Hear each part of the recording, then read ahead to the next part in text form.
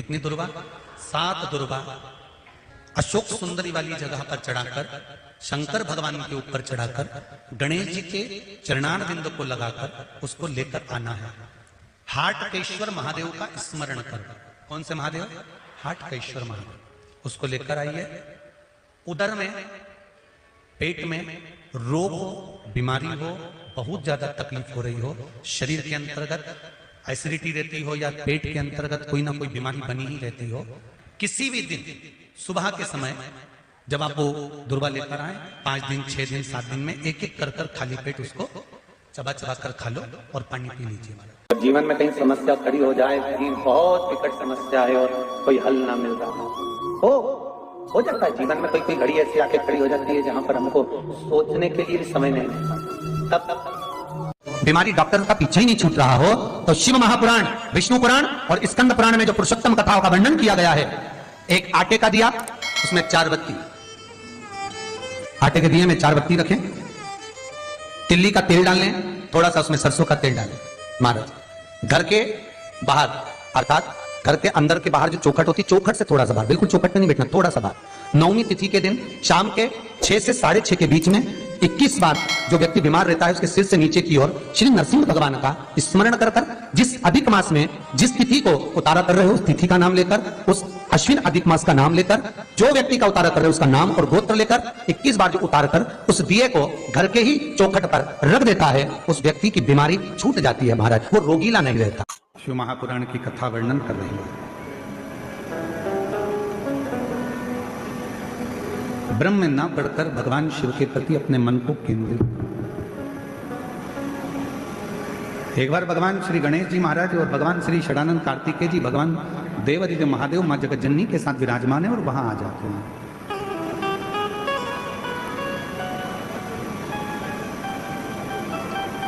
देवताओं ने जब भगवान शिव जी से बहुत विनय करा कि ये सोने का सिंहासन ले लो, ये वस्तु ले लो, ये सामग्री ले लो, शिव ने कुछ नहीं स्वीकार, कुछ भी। तब भगवान देवादिदेव महादेव ने केवल देवता जब देने के लिए आए तो उनसे एक फल स्वीकार किया।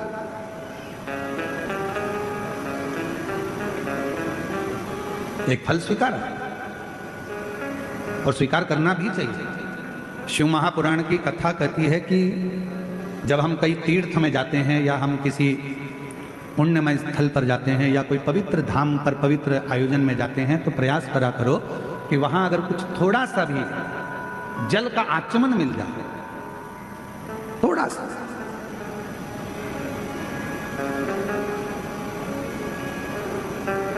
अच्छा आप लोगों में से कितने लोग हैं जो मंदिर जाते हैं भगवान के? हाथ उठाओ जरा। जाते हो मंदिर? शिव जी के मंदिर जाते हो तो खुद जल चढ़ाकर उस जल को आचमन करते हो। पर अगर राम जी के मंदिर गए, भगवान कृष्ण के मंदिर गए या अन्य देवी देवता के मंदिर गए तो वहां पर पंडित जी क्या करते हैं, एक पंचपात्र रखा रहता है, उसमें से तुमको जल देते हैं। बोलो देते क्यों देते? चरणा में बोलो तो जम के देते।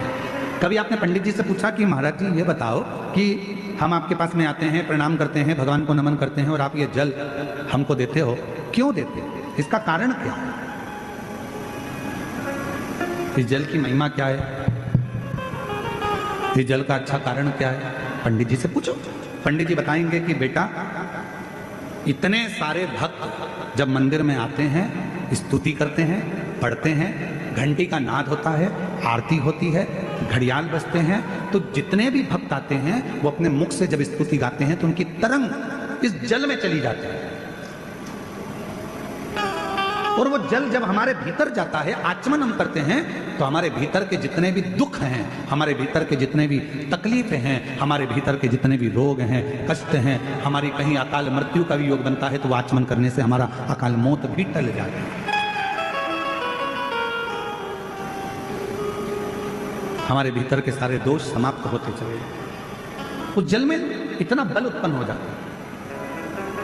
अब सारे देवता आए और देवताओं ने आकर विनय करा, निवेदन करा कि शिव जी आप ये ले लो, शिव जी आप वो ले लो। शंकर जी ने कुछ नहीं लिया, शिव जी ने केवल एक फल, भगवान शंकर ने केवल एक फल, केवल एक फल, जो भगवान देवादिदेव महादेव के पास में।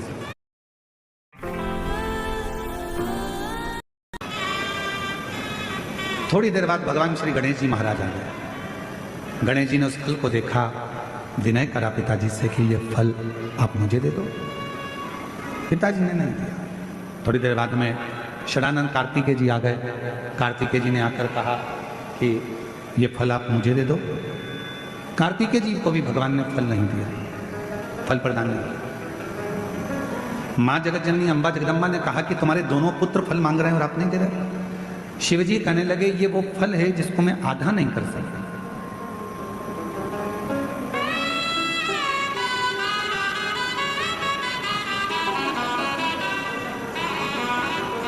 इस पर्वत पर मैं बैठा हूं, आप जाओ।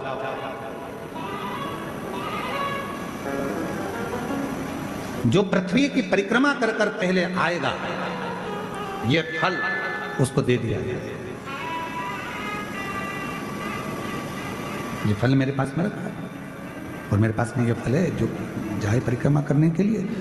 जो पृथ्वी की परिक्रमा कर कर प्रथम आएगा वो फल को प्राप्त कर लेगा, ले ले। भगवान श्री गणेश जी महाराज बैठ गए अपने चूहे पर मुंह सकता।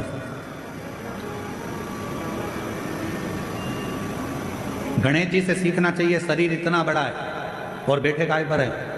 जम के बोलो, चूहे पर। छोटा चूहा। समझदारी रखना अपनी जिंदगी में। कितने बड़े भी बन जाओ, कितने भी करोड़पति बन जाओ, कितने भी सत्तापति बन जाओ, पर छोटे लोगों को कभी मत छोड़ना, क्योंकि तुम्हें जीत वही दिलाते हैं, तुम्हें उन्नति की सीढ़ी पर वही चढ़ाते हैं। जो तुम्हारे लेवल पर होगा वो तुमको चाहेगा नहीं, वो तो चाहेगा कि इसको कट कैसे करा जाए, इसको कैसे हटाया जाए, इसको कैसे हटाया जाए। पर अपना पांव अगर जमा कर रखना है तो गणेश जी से सीखो। गणेश जी का शरीर इतना बड़ा और चूहा छोटा सा। क्यों? क्योंकि गणेश जी जानते थे अगर मैं कहीं बीच में फंस भी गया तो मेरा चूहा कहीं से रास्ता निकाल कर मुझे विजेता प्राप्त करा देगा। तुम कितने भी बड़े बन जाओ, कितने भी उन्नति की सीढ़ी पर पहुंच जाओ, पर छोटे से सांझा बनाकर चलना, छोटे से साथ बनाकर चलना। एक बात आपसे पूछें, उत्तर दोगे क्या? कहे कवर दबा लो, जम के तो बोलो, दोगे? शादी में दहेज में बर्तन मिलते हैं, अरे बोलो तो जम के। इधर मिलते कि मिलते? मिलते दहेज में बर्तन। अब दहेज में जो बर्तन मिलते हैं, बड़े बड़े हंडे मिलते हैं, बड़े बड़े भगोने मिलते हैं, बड़ी परात मिलती है, बड़ा बड़ा सामान मिलता है, बड़ा बड़ा सामान मिला। ईमानदारी से बोलना, वो सारा सामान लड़के वालों के घर पर चले गए।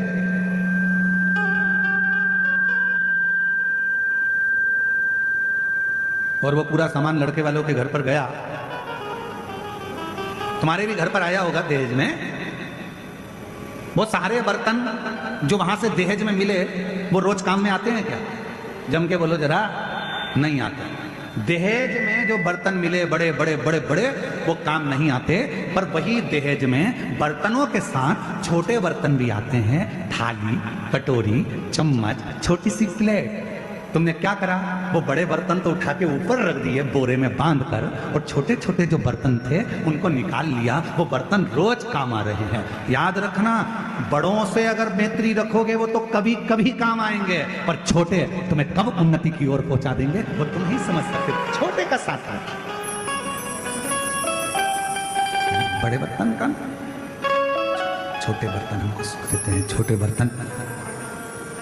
बर्तन हमको साथ देते हैं। रोज पोहा खाना है, छोटे बर्तन। खिचड़ी खाना है, छोटे बर्तन। चावल खाना है, छोटे बर्तन। छोटी सी चम्मच, छोटी सी कटोरी, छोटा कटोरी। और हो सकता है तुम्हारे गांव में अगर तुम लोग कवर्धा में इतने बड़े बड़े बर्तन में खाते हो तो बात दूसरी, वो हमको नहीं। पर हमारे यहाँ तो छोटे छोटे बर्तन काम आते हैं। इसलिए मेरा निवेदन, कई लोग हमसे कहते हैं, अरे गुरुजी बड़े बड़े महाराज आते हैं, उनकी पहचान तो वहाँ, वो महाराज, उनकी तो पहचान करोड़पति में, उनकी पहचान धनपति में, उनकी पहचान उस सेलिब्रिटी से, उनकी पहचान उस सेलिब्रिटी से। तुम्हारी किसी से पहचान है? हमने काम छोटे बर्तन वाले हैं। हम छोटे बर्तन वाले, हमारे पास बड़े बर्तन का काम नहीं है। हमारे पास तो छोटे छोटे बर्तन हैं जिनको हमेशा निभाना है और जिनको हमेशा निभाना है। वो शिव महापुराण की कथा का प्रस्तुत्व करना है।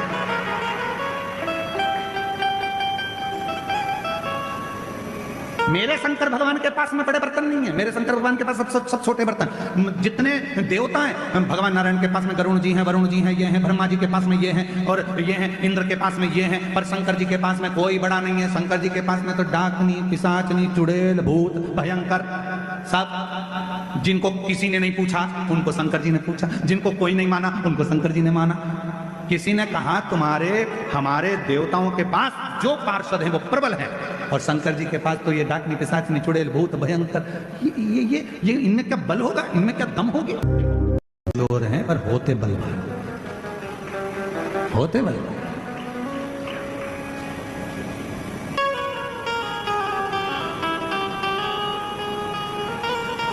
वो एक लाइन आती है ना, आप लोग पहले गुनगुनाते थे, छोटा बच्चा जान के हमको,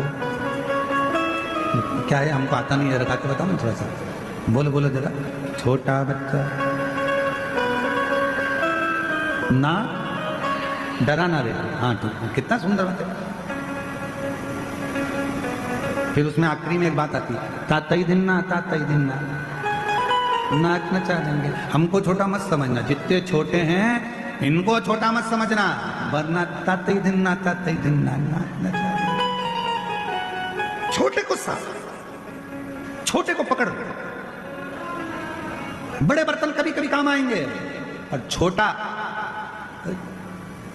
शादी में, चलो और सरल भाषा में समझ लो, शादी हो रही है तुम्हारी लड़की की, तुम्हारे लड़के की, बहुत पैसे वाले रिश्तेदार को बुलाना और बहुत छोटे रिश्तेदार को बुलाना। जो पैसे वाला रिश्तेदार होगा आएगा, लिफाफा पकड़ाएगा और चला जाएगा, और छोटे छोटे जो रिश्तेदार होते हैं वो तो खाना भी परोसेंगे, दरी भी उठाएंगे, काम भी करेंगे, संभालेंगे भी, समझाएंगे भी, और वो पूरी शादी करने के बाद आखिरी में खाना वाना खा के फिर कहकर जाएंगे, चाची जी अब जाऊं, काका जी जाऊं, काम हो गया, और अगर जरूरत पड़े तो बुला लेना, मैं आ जाऊंगा। छोटा कहेगा कि मुझे बुला लेना, छोटा कहेगा मुझे बुलाना, मैं आऊंगा, खड़ा रहूंगा, संभाल लूंगा, और बड़ा फोन लगा लगा कर जाओ, सब आ रहे हो क्या, सब आ रहे हो क्या, सब आ रहे हो क्या, आऊंगा। छोटे को कोई पूर्व का हमारा अच्छा कर्म होता है तो हम अच्छे कर्म की ओर चले जाते हैं।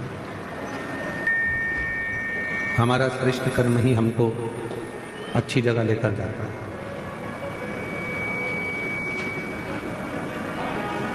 अभी कथा में कहा कि यदि आप शिव जी को एक लोटा जल चढ़ा रहे हो, शिव जी की आराधना कर रहे हो, भगवान शंकर की साधना कर रहे हो, मानव देह पाकर आप कोई अच्छा कर्म कर रहे हो, तो भगवान को धन्यवाद देना कि हमारा पूर्व का कर्म बहुत अच्छा था, जो हम अच्छी जगह पर पहुंच गए, अच्छा कर्म करना। ये मानव शरीर में, मनुष्य के देह में आना और इस मानव देह को प्राप्त करने के बाद भगवत भजन करना, ये बहुत कठिन है। जैसे अच्छी बातें सिखाना पड़ती हैं, अच्छा बताना पड़ता है, अच्छा सिखाना पड़ता है, अच्छा बोलना पड़ता है, अच्छा करना पड़ता है, अच्छा कहना पड़ता है, पर बुरी बात, बुरी संगत, बुरे विचार हमें सिखाना नहीं पड़ते, अपने आप आते हैं।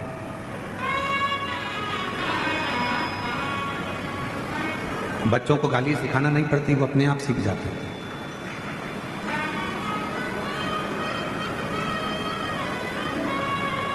जितने मदिरा पीने वाले हैं, नशा करने वाले हैं, इनको किसी ने मदिरा पीना सिखाया नहीं, ये अपने आप सीख जाते।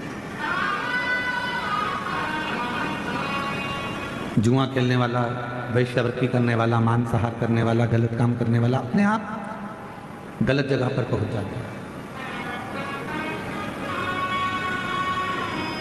अच्छा सिखाना पड़ता है, अच्छा बताना पड़ता है, अच्छा किसी को ज्ञान देना पड़ता है, पर बुरी संगत की ओर, बुरे विचारों की ओर, बुरे मार्ग की ओर व्यक्ति स्वतः ही चले जाता है, स्वयं।